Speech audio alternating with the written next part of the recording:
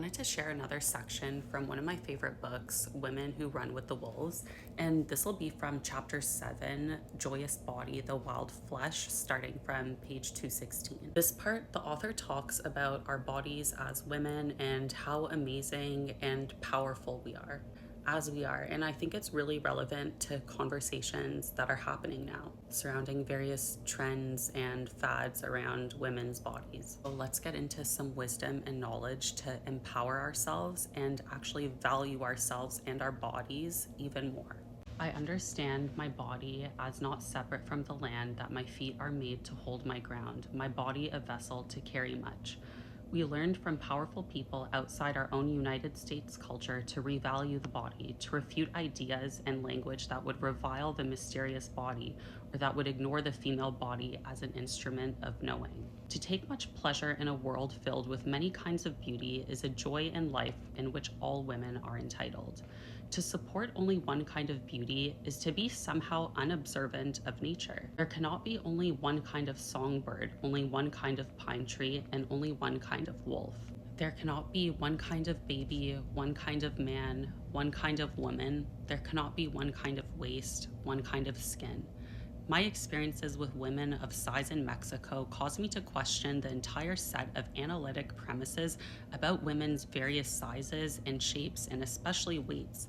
One old psychological premise in particular seemed grotesquely erroneous. The idea that all women of size are hungry for something, that inside them is a thin person screaming to get out.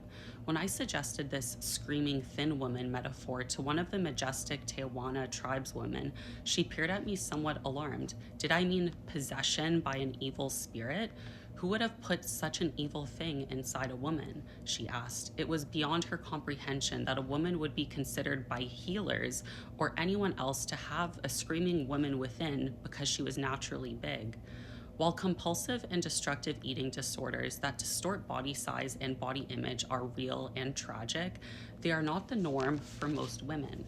Women who are big or small, wide or narrow, short or tall, are most likely to be simply because they inherited the body configuration of their kin.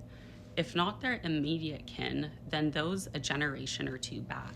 To malign or judge a woman's inherited physicality is to make generation after generation of anxious and neurotic women.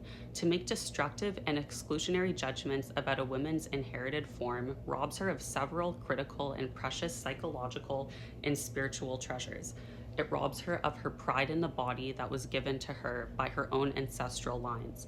If she is taught to revile this body inheritance, she is immediately slashed away from her female body identity with the rest of the family. If she is taught to hate her own body, how can she love her mother's body that has the same configuration as hers? Her grandmother's body, the bodies of her daughters as well. How can she love the bodies of other women and men close to her who have inherited the body shapes and configurations of their ancestors? To attack a woman thusly destroys her rightful pride of affiliation with her own people and robs her of the natural lilt she feels in her body, no matter what height, size, shape she is. In essence, the attack on women's bodies is a far-reaching attack on the ones who have gone before her, as well as the ones who will come after her.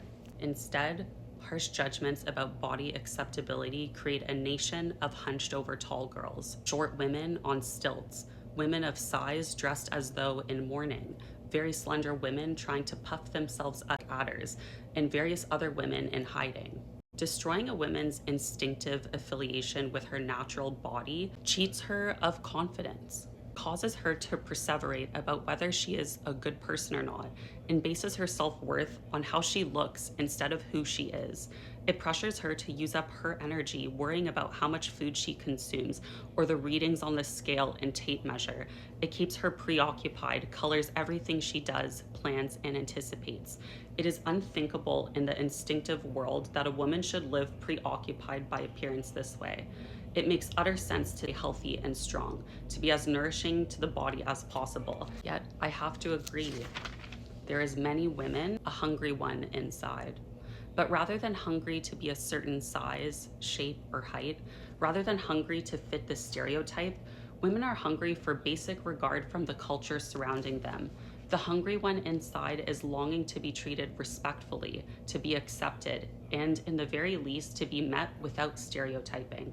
If there really is a woman screaming to get out, she is screaming for cessation of the disrespectful projections of others onto her body, her face, her age. A woman cannot simply change the culture by saying change, but she can change her own attitude toward herself, thereby causing devaluing projections to glance off.